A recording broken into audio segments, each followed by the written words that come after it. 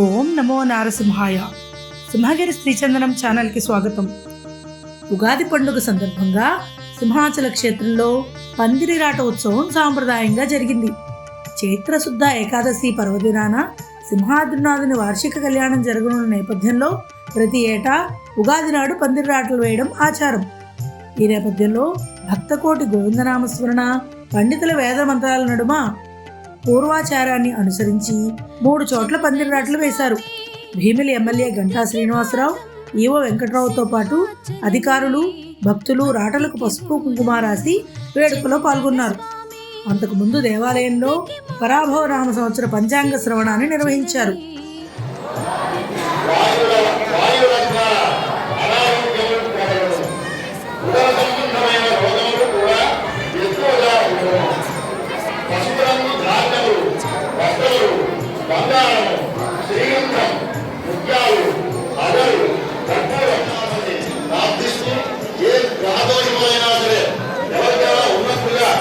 పంచాంగ పఠనంలో మీకు అనిపిస్తే సింహాద్రినాథుని ప్రార్థిస్తూ నిరంతరం స్వామివారితో దర్శనం చేసుకుంటూ శ్రీ స్వామివారికి ప్రతి మాసంలో స్వాతి నక్షత్రం నాడు స్వామివారి నృసింహ హవనం జరుగుతుంది.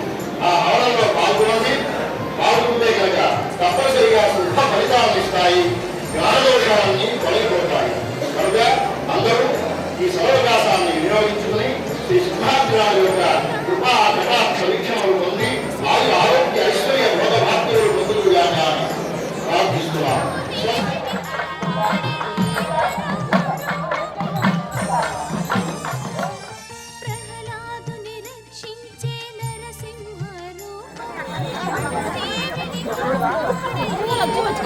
దేవస్థానంలో విశేష సేవలు అందించిన ఉద్యోగులను ఈవో సత్కరించారు.